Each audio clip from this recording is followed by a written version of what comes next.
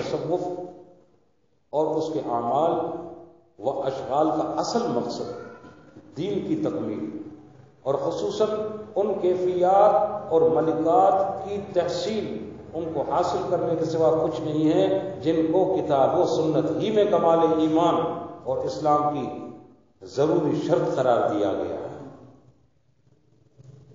وہ کیفیات اور ملکات کا حصول جن کو کتاب و سنت میں کمال ایمان اور اسلام کی ضروری شرط قرار دیا گیا ہے، ان کا حصول، چونکہ اس بارے میں بہت سے حضرات کے ذہنوں میں الجھنیں ہیں۔ طریقت، تصوف، خانقاہی نظام، بہت سارے ہمارے دیوبندی علماء کرام بھی اس کے مخالف ہیں، اس کو شرک و بدعت سمجھتے ہیں بہت سارے، اور سارے اہل حدیث حضرات علماء کرام مخالف ہیں، اس کو شرک و بدعت سمجھتے ہیں، کہتے بھی ہیں۔ ہمارے بہت سارے تبلیغی جماعت کے حضرات اس کو شرک اور بدعت سمجھتے ہیں، تصوف طریقت اور خانقاہی نظام کو۔ یہ کتاب کسی عالم دین نے لکھی ہے دیوبند کے، ان کو بھی شروع میں اسی طرح شبہات تھے تصوف پر، اب وہ خود یہ لکھ رہے ہیں کہ اس بارے میں بہت سے حضرات کے ذہنوں میں الجھنیں ہیں، ان کو خود بھی تھی الجھن۔ ان کی الجھن تو شاہ عبد القادر رائے پوری قادری مجددی نے نکالی تھی، قادری مجددی۔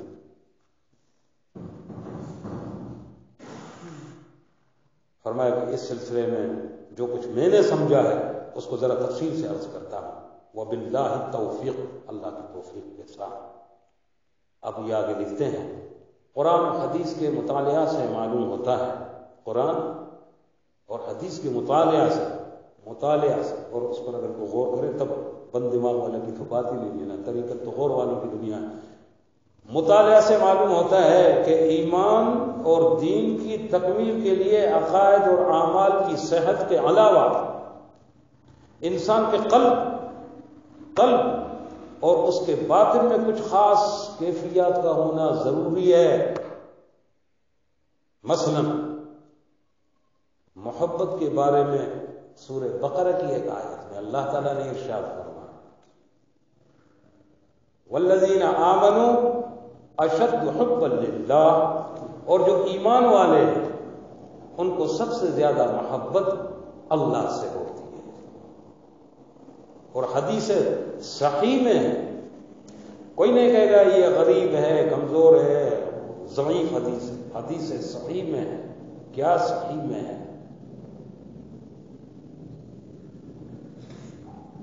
اللہ کے نبی علیہ الصلوۃ والسلام کا فرمان مبارک ہے کہ ایمان کی حلاوت اس کو حاصل ہوگی جس میں 3 چیزیں موجود ہوں۔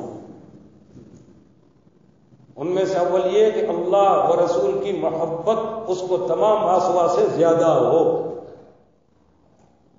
سب سے زیادہ ہو، اللہ اور اس کے رسول علیہ الصلوۃ والسلام کی محبت، ایک چیز۔ دوسری چیز یہ، اگر کسی آدمی سے اس کو محبت ہو تو وہ بھی اللہ ہی کے واسطے ہو۔ اور نمبر 3 یہ کہ ایمان کے بعد کفر کی طرف جانا اس کے لیے اتنا ناگوار اور تکلیف دہ ہو جتنا کہ آگ میں ڈالا جانا۔ یہ کیفیات، یہ 3 جس کے اندر موجود ہیں، اللہ کے حبیب علیہ السلام نے فرمایا اس کو ایمان کی حلاوت حاصل ہو گئی۔ اب قرآن سورہ انفال کے پہلے رکوع میں، سورہ انفال کے پہلے رکوع میں اللہ ہے انما المؤمنون الذین اذا ذکر اللہ وجلت قلوبهم واذا تلیت علیہم آیاتہ زادتهم ایمانا وعلی ربهم یتوکلون۔ اب قرآن کہتا ہے،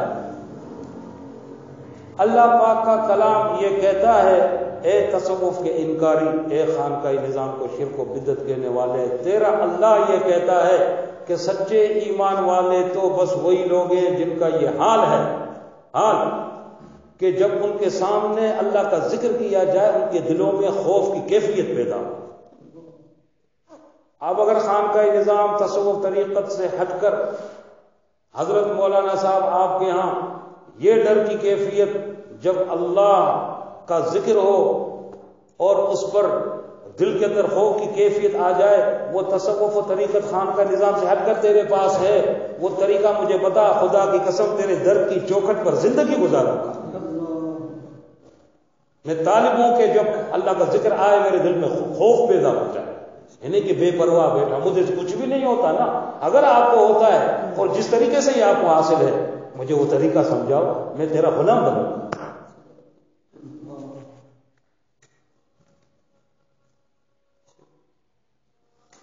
اور پھر آگے اللہ فرماتے ہیں جب ان کے سامنے اللہ کی آیتوں کی تلاوت کی جائے تو ان کے نور ایمان میں زیادتی ہو۔ اگر قرآن سنیں جی اور دل کے اندر ایمان کے نور کو ترقی نہ ملے تو پھر اس کا مطلب یہ کہ ہمیں یہ کیفیت نصیب نہیں ہے۔ تو پھر یہ کیفیت حاصل کرنے کی طریقہ کیا ہے؟ چھوڑیں طریقہ تصوف خان کا، آپ بتائیں وہ طریقہ آپ کے پاس ہے، ہم آپ کے پاس غلامی کرنے آتے ہیں، آپ کے جوتے اٹھاتے ہیں، تاکہ اللہ کے ذکر سے ہمارے دل میں خوف پیدا ہو اور اللہ کی آیتوں کو سننے کے بعد ہمارے نور ایمان میں ترقی ہو جائے۔ وہ طریقہ ہمیں بتاؤ، کیونکہ قرآن یہ کہتا ہے۔ اور پھر وہ کیا ہے؟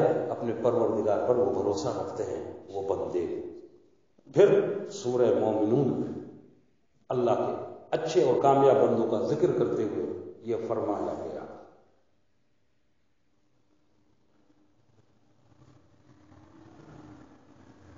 ان الذين هم من خشية ربهم مشفقون والذين هم بآيات ربهم يؤمنون والذين هم بربهم لا يشركون والذين يؤتون ما آتوا وقلوبهم وجلة أنهم إلى ربهم راجعون أولئك يسارعون في الخيرات وهم لها سابقون۔ بے شک وہ لوگ جو اپنے رب کو جو اپنے رب کی ہیبت سے خوف زدہ رہتے ہیں، اور خوف جن کے اندر ہوتا ہے نا، وہ تو اس کا چہرہ، اس کی آنکھیں خوف زدہ کی بتاتی ہیں۔ تو حضرات آپ وہ جو طریقت کو مدت کہتے ہو، یہ خوف کی کیفیت آپ کے اندر اگر پیدا ہوتی ہے اپنے رب کی ہیبت سے، وہ کیفیت آپ کو کیسے حاصل ہوئی مجھے نصیب نہیں ہے، آپ مجھے بتائیں، میں اس کو حاصل کرنے کے لیے آپ کی شاگردی اختیار کرتا ہوں۔ وہ طریقہ جو آپ کے پاس ہو، خانقاہ میں اگر درست نہیں ہے، اگر یہ بدعت ہے، تصوف طریقت بدعت ہے، خانقاہی بدعت ہے، آپ وہ نظام لائیں، وہ طریقہ بتائیں جو سنت کے مطابق میرے دل کے اندر خوف پیدا کریں۔ اگر آپ کے دل میں وہ خوف کا مادہ موجود ہے، مجھے منتقل کریں نا۔ پھر فرمایا جو اپنے رب کے ساتھ کسی کو شریک نہیں کرتے، اور وہ جن کا حال یہ ہے کہ اللہ کی راہ میں اور نیکی کے کاموں میں اپنا مال خرچ کرتے ہیں، اور خرچ کرتے وقت اور اسی طرح دوسرے نیک کاموں میں ان کے دل پھر بھی ڈرے ڈرے رہتے ہیں، نیکیاں کر جا رہے ہیں اللہ سے پھر بھی ڈرے جا رہے ہیں، اللہ کی راہ میں مال لٹائے جا رہے ہیں پھر بھی ڈرے جا رہے ہیں۔ یہ حالت اللہ نے ایسے بندوں کی حالت کی بات فرمائی، ان کے اندر کے حال کا معاملہ یوں ذکر فرمایا کہ پھر بھی ان کے دل خائف رہتے ہیں، ان کو اس بات سے کہ ان کو اللہ کے حضور میں پھر لوٹ کے جانا ہے، پھر اس کے پاس ہماری پیشی ہونی ہے، ایک دن پھر اس کے سامنے ہم نے کھڑا ہونا ہے۔ نہ معلوم ان کے یہ عمل قبول ہوں یا نہ ہوں، وہی لوگ بلائیوں کی طرف تیز گامی کرتے ہیں، یسارعون فی الخیرات، بہت تیزی کے قدم اٹھاتے ہوئے بھلائیوں کی طرف چلتے ہیں، اور وہی ان کے لیے دوڑ کر بڑھنے والے ہیں راہوں پر۔ اور پھر سورہ زمر میں ارشاد فرمایا، اللہ اللہ اللہ اللہ تقشعر منه جلود الذين يخشون ربهم ثم تلين جلودهم وقلوبهم الى ذکر اللہ۔ اب اللہ پاک نے فرمایا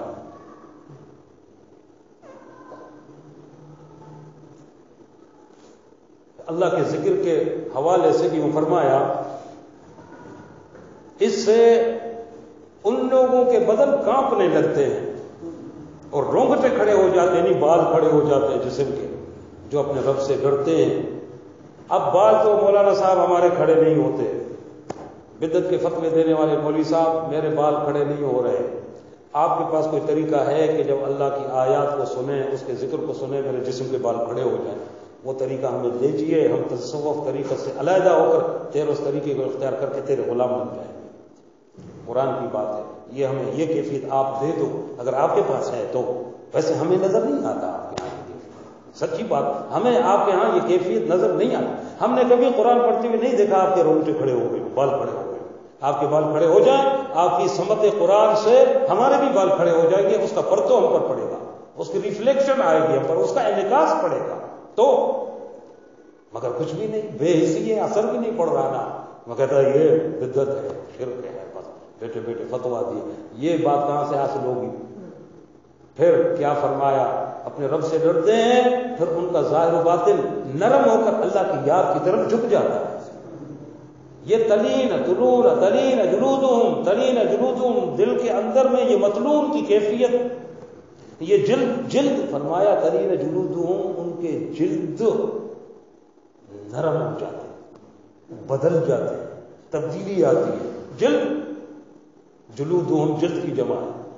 ہمارے جلد میں تبدیلی نہیں آ رہی، اس کے حصول کے لیے ہم خانقاہوں میں جاتے ہیں، آپ خانقاہ کا انکار کرتے ہیں، آپ ہمیں بتائیں، ہم آپ کے پاس آتے ہیں تاکہ اللہ کے ذکر سے ہمارے جلد تلین ہو جائیں، متلون آ جائے، یہ متلون ہو جائے نا جی۔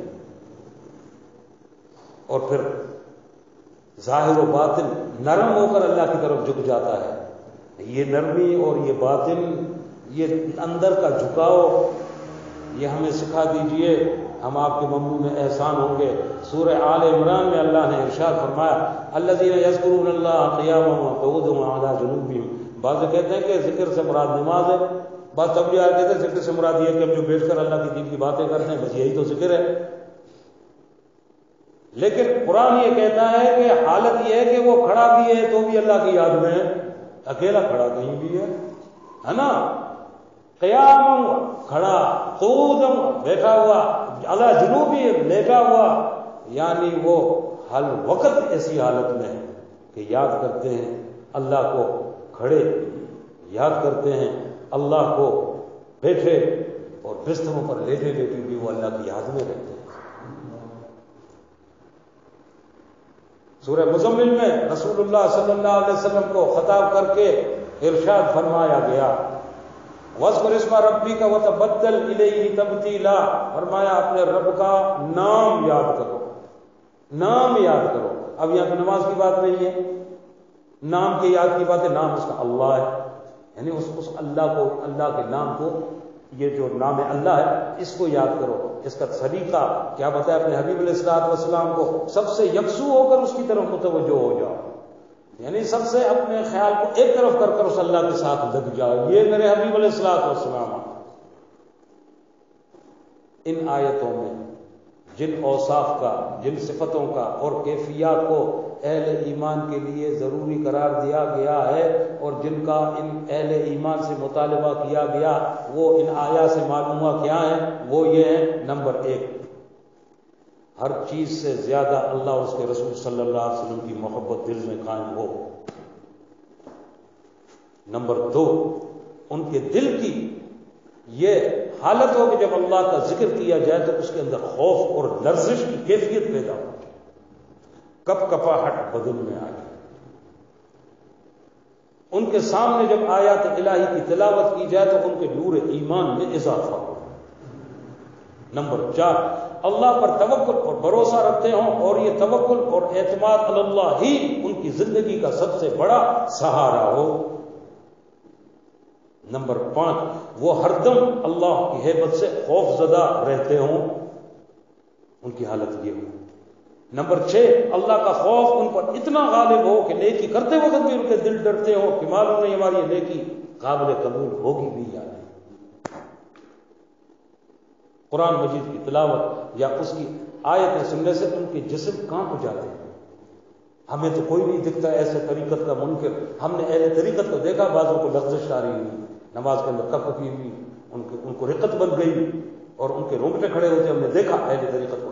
اہل خشک کو ہم نے تو کبھی بھی نہیں دیکھا کہ ان کے رونگٹے کھڑے ہو گئے، ان کو رقت آری ہو گئی، ان کی گیگی بن گئی ہو، ان کے جسم پر لرزہ طاری ہوا ہو، تو وہ یہ چیزیں جو قرآن پہ آتا ہے یہ ہمیں کہاں سے ملیں گے؟ حضرت مولانا وہ راستہ بتائیے، وہ طریقہ بتائیے کہ جس سے کہ قرآن مجید کی تلاوت سنیں، آیت سنیں اور جسم ہمارا کانپ جائے، کیونکہ اللہ یہ کہتا ہے نا، اللہ کہتا ہے نا، یہ اس کی بات ہے، احد کی بات ہے، یہ توحید کی بات ہے، اس میں شرک کی کیا بات ہے؟